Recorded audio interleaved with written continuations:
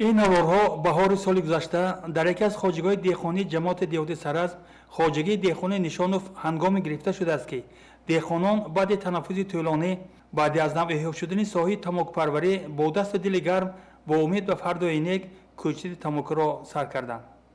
سال گذشته قطار دیگر از آن خواجگی دهقانی به نام نشانوف اعظمخود دولتوف نیست که بیشتر از 30 سال این جانب با زمین سر و کار دارد و یک وقتا تماکپروری پیشقدم هم بود به تماکپروری روی آورد. در عائله ما 12 نفر زندگی میکنند. سال 2010 به تماکپروری از نو مشغول شده حاصل خوب گرفتم. خرسندم که ساحه تماکپروری از نو احیا می شود. تماک زندگی ما را خیلی بهتر نمود. درآمد نقد به دست آوردیم. احیای ساحه تماکپروری نه تنها دهقانان بلکه دیگر طبقه‌های جامعه از جمله آموزگاران را نیز خوشنود ساخت، زیرا آنها خوب می‌دانند که امروز با معاش ناچیز معلمی زندگی را پیش بردن دشوار است. از این خاطر معلمان و اهل عائله آنها نوبسته به فصل سرما علاکر در تیار نمودن بوخانه خواجگی سهم می‌گرفتند. از احیا شدن ساحه تماکپروری ما آموزگاران نیز خوشنودیم، زیرا امروز با معاش معلمی زندگی را پیش بردن دشوار است. با اهل عائله هم به تماکپروری مشغول میشوم، زیرا آن به ما درآمد الهوگی میدهد. حالا با فرزندانم در تیار نمودن جای گرمخانه کار کرده ایستاده‌ام. نتیجه های اولین بابت پرورش تماکو راهبری خواجگی دهقانی نشانوف را خوشتون ساخت و آنها عزم نمودند که سال 2011 هم به تماکپروری جدی مشغول باشند. قرار حکومت جمهوری تاجیکستان را آید به برنامه رشد ساحه تماکپروری جانب داریم. با جانبداری از همین قرار سال گذشته به میدان 45 هکتار تماکو کوچک کرده حاصل خوب گرفتیم.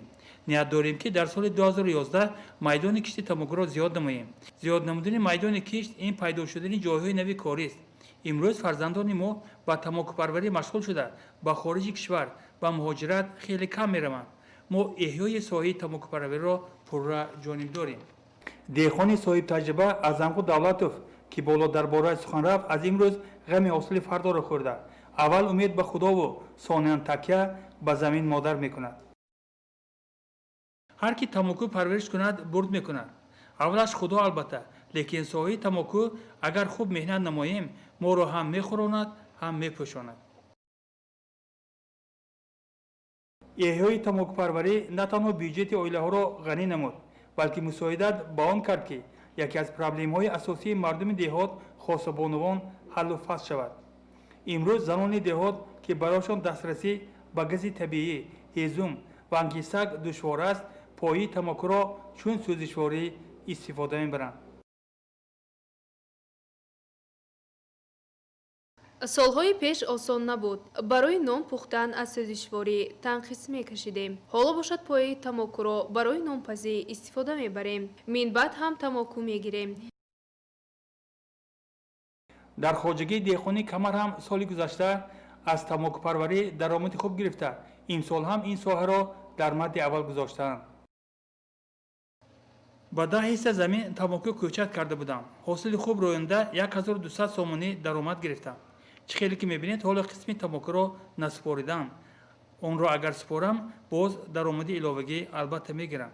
мақсад дорам ки соли оянда зиёдтар тамоку гирифта кам аз 4000 сомонӣ даромад гирам. маблағи тамоку ба хурди хӯрок ва тӯи маъракаҳо ҳам мерасад. тамокупарварӣ эҳё мешавад ва ин раванд зери назорати ҷиддии мақомоти иҷроии ҳокимияти давлати шаҳри панҷакен қарор дорад. корхонаи азиме ки бо заводи шӯҳратманде ки тамоку ном дошт дар даври шӯравӣ ва имрӯз кораш иҳьё шуд ва дар оянда дар назар дорем ки сол бар сол майдони тамока зиёд кунем. соли оянда ба миқдори 1000 гектар тамока кишт кунем, истеҳсоли маҳсулот ба 2000 тонна расонем ва ҳамин сол то охири сола ба маблағи 1,5 миллион сомонӣ маҳсулот аз ҳамин ҷо маҳсулот тамоку пухта истеҳсол карда мешавад. ин ҷои кори аст, ин даромад ба хоҷагӣ ҳаст. ин баланд бардоштани иқтисодияти аз баланд бардоштани иқтисодияти ноҳия дарак медиҳад. додо ҳусейнов ки чанд сол роҳбарии иттиҳодияи истеҳсолии корхонаи тамоки консерваро ба ӯҳда дошт имрӯз хушнуд аст ки дар кори ферментатсияи тамоку аз нав қадамҳои нахустин гузошта шуда истодаанд. 3 сол аст ки заводи коркарди тамоду бинобар набудани ашёи хом тамоку барги тамоку кор накарда омада истода буд. чел хушбахтӣ ки имрӯз як гурӯҳ спонсорҳо аз он ҷумла фирми ба пеш фирми ҳаҷ дар ноҳия хоҷагиҳое ки хоҳиши кишти тамоку кардан шароит муҳайё карданд ки тамокия кишт кунанд ва як ҳосил гиранд. имрӯз мо як гурӯҳ мутахассисоне ки солҳои пеш дар завод кор мекардем ба завод омада барои қабул ва коркарди тамокии ҳосили 2010 ҳиссагузорӣ карда кор карда омада истодем. он хоҷагиҳое ки имрӯз бо коркарди тамоку машғуланд парвариши тамоку дар вақти суҳбат гуфтанд ки агар ҳамин спонсорҳое ки имрӯз тамоки моя қабул кардосини имрӯз дар тарозу ҳар як деҳқон ҳар як килограммаш 4 сомонӣ ҳақ гирифта истодааст. ягон намуди дигар зироатҳои хоҷаи қишлоқ ин тавр даромад дода наметавонад. дар раёсати кишоварзӣ шаҳри панҷаген ҳам аз соҳаи тамокупарварӣ умедҳои калон дошта боварӣ ба он мекунанд ки тухми тамокии нави юбилей ки аз молдавия соли гузашта оварда шуда буд дар серҳосилшудани тамоку ва ба кулли беҳтарнамудии сифати он мусоидат хоҳад кард. нисбати солҳои пешин тамокупарварӣ рӯй ба иҳё намудааст ва мо тавонистем соли 2010 ба майдони 158 гектар тамоку кишт намуда зиёда аз 204 тонна тамоку истеҳсол намудем ва бо ташаббуси сармоягузорон ба монанди ҷамъияти маслиҳати маҳдуди ба пеш аз ҷумҳурии молдавия тухми скелетии юбилейне оварда шуда ва ин майдони кишт зиёд карда шуд.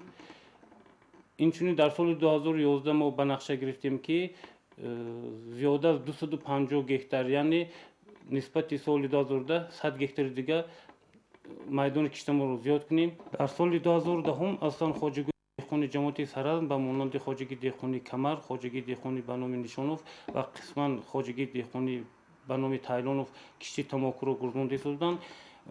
мо дар нақша дорем ки соли 2011 ба ғайр аз инҳо хоҷагии деҳқони рӯи абрешим низ тамоку кишт менамояд. боз гуфтан лозим аст ки хоҷагиҳои деҳқони ҷамоати моғиён низ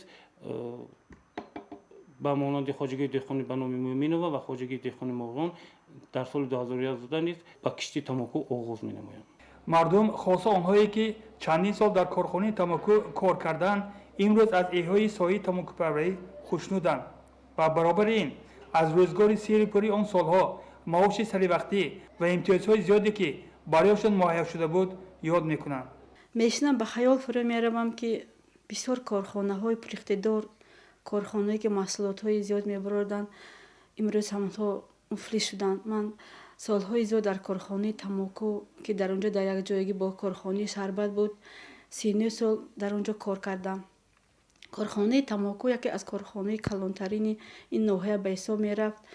80% даромади района корхонаи тамоку медод ки ин маоши коргарони маориф беморхонаҳо буҷетӣ ҳамеш айсоби ҳамин буд дар вақташ медоданд. ноҳия айсоби корхонаи тамоку ва шарбат яке аз районҳои бойтарин ҳама вақто ба ҳисоб мерафт. ҳоҷарои сабурова аз ҷумлаи собиқадори корхонаи тамоку аст ки 30 соли умри хешро инҷо сарф кардаву имрӯз ҳам имконият шароит имтиёз ва дигар ғамхориҳои роҳбарияти коргоҳро ёд дорад. дар заводи тамоку бештар аз 30 сол ҳамчун таҳлилгар шуда кор мекардам. дар завод ба мо коргарон ҳамаи шароитҳо муҳайё буд. ҳар рӯз ба мо пеш аз ҳама тамоку яке аз чизҳои зараровар гуфта шир, равғани зард, шакар, қаймоқ ва хӯроки гарми бепул медод. инчунин барои мо коргарон ҳафтаи як маротиба рибни ден гӯён рӯзи моҳӣ буд. мо хӯроки моҳӣ мехӯрдем. кошки заводи тамоку аз нам ба кор медаромаду мо собиқкорони ин корхона ба кор рафта боз ҷавононе ки ба шаҳрҳои дур мерафтанд бо кор таъмин мештану ба шаҳрҳои дур ба мусофирӣ намерафтанд. солиёни зиёд аҳмадҷон ёрбоев ба корхонаи тамоку роҳбарӣ кард ва бурдубохти ин корхонаи санъатӣ дар даврони шӯравӣ муқтадирро хуб медонад ва имрӯз қадамҳои нахустини ин коргоҳро дида раванди истеҳсолотро аз ибтидо то интиҳо назорат карда азму талоши коргаронро эҳсос карда ба ояндаи неки ин корхона умед мебандад. фаъолияти кории ман дар заводи тамоку از سال 1966 آغاز یافته تا سال 1994 دوام کرد. در این مهلت طولانی من از وظیفه قبول کننده تماکو تا به وظیفه دیرکتور گنرالی کار کردم. وقتی که من به کار رفته بودم در زواد کهنه تماکو همگی 700-800 تن تماکو را در یک سال کار کرده می‌براندند. در سال 1970 علاقه در همین زواد 2500 تن تماکو را کار می‌کردند. سال 1986 و 10,000 تن رسانیده شد. سال 1987 مرا به وظیفه دیرکتور گنرالی تعیین کردند و زواد تماکو از زواد کنسرو و سوخوز زرینزینسکی جدا شد. در مهلت همین 3-4 سال استحصال تماکو در زواد کارکرد تماکو به 12,000 تن رسانیده شد. سال 1994 که من از وظیفه دیرکتور گنرال رفتم استحصال تماکو در همین اتحاد به 12,400 تن رسانیده شد که این تماکوهای اساسا قریب 9-10,000 تن رایون پنجکند، 2,000 تن رایون عینی و دیگر رایون های تابع ریسپوبلیکای و پامیر به همین شغل داشتند. даврони шӯравӣ танҳо корхонаи тамаку ба садҳо нафар ҷойи кор муҳайё сохта буду. маҳз бо нӯрии ҳамин коргоҳ биноҳои истиқоматӣ, боғчаҳои кӯдакон, санаторию профилакторио ва ғайра бунёд шудаанд. корхона ду боғчаи бачагона 180 нафар кӯдак 140 нафар кӯдак басохт. аз хонаҳое ки ба коргарон ҳам маош медод ҳам ҷойи истиқоматӣ. 3 хонаи калон дар назди ҳамон ду боғчаи кӯдакистон, як хонаи дигар дар назди беморхонаи марказӣ, 3 хона дар кӯчаи навобод, 2 хонаи калони панҷошона дар маркази шаҳр бо магазиношу бо ҳамаи шароитҳое ки дар онҷа дар таххонаи вай барои маишати коргарон ҷоҳои машқкунӣ сохтагӣ буданд. корхона бо ҳамин даромаднокии худ ҳамихтара барои коргарон шароит карда буд. кӯдакистони ҳобарӣ назди корхонаи шарбат аз солҳои 1974 фаъолият карда истодааст. вақте ки корхонаҳои табакзавод ва консерва ки ҳамчун иттиҳодия фаъолият мекарданд дар назди ҳамин худашон дар кӯдакистон сохта фаъолият дода буданд. ман ба собиқ роҳбарони иттиҳоди коркарди тамоку ва консерва ки ин барои ташкил намудани ин кӯдакистонҳо саҳми бузург гузоштаанд миннатдории худамро изҳор менамоям. سال 1973 در کارخانه کارکرد زواد کارکرد تماکو که در همان چه وقت رابر همین کارخانه باباجی و هاشم رئیس بودند. در همون چه وقت این کارخانه یک کارخانه پر اقتداری همین ناحیه به شمار می رفت. در تمام ناحیه همین کارخانه بسیار کارخانه های استقامتی را برقرار کرد، ساخت، در کارگراش تقسیم کرد که در همون وقت منم محتاج همین خانه بودم.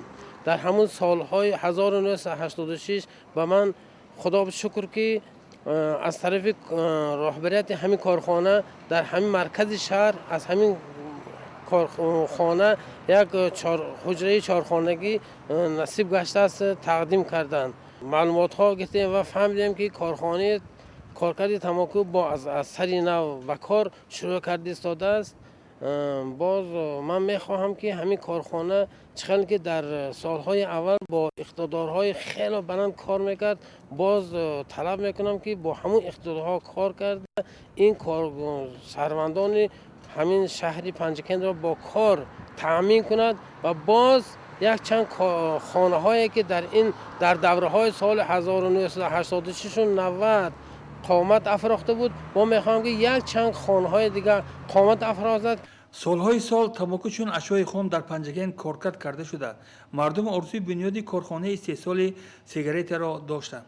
имрӯз ҳам ин орзу дар қалби сокинони шаҳри деҳоти панҷакен хоса кормандони собиқи ин коргоҳ боқӣ мондааст.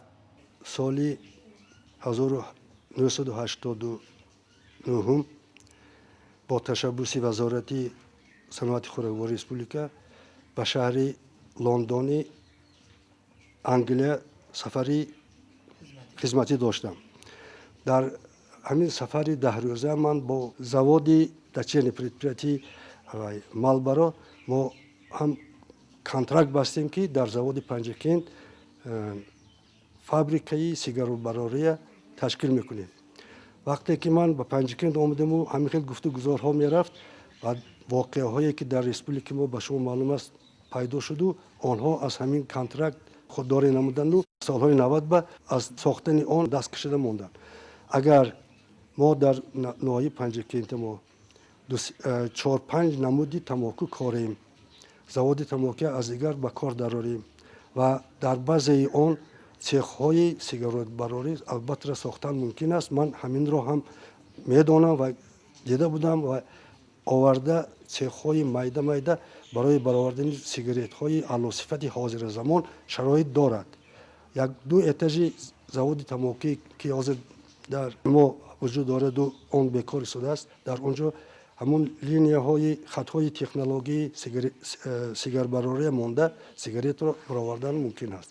фақат қiyнигари ҳамин ки бояд ки мо ҳамун навъҳое ки барои сигарети алоҳида дар кор аст 5-6 намуди онро дар ноҳияи худамо бояд ки ҳамуна ҷор кунем. кишти коркунемо рӯёнемо оварда ферментасия карда баъд ҳамун цех ба тем ки ҳамун аллаш карда смес карда барои баровардани сигарет омода шавад. ин кор шуданаш ҳам мумкин ва дар кор аст ва аз он фоидаи зиёде гирифтан мумкин аст. фақат ташаббус дар кор ва мо набояд ки истеҳсоли фақат ашёи хом кити машғул шавем, балки барои истеҳсоли маҳсулоти тайёр ҳам мубориза бурданамо дар кор, кор карданамо дар кор, ташаббус карданамо дар кору онро ҷорӣ карданамо дар кор аст. ман тарафдори ҳаминам ки корхона бо аз нав кор кунаду бо маҳсулоти зиёде барораду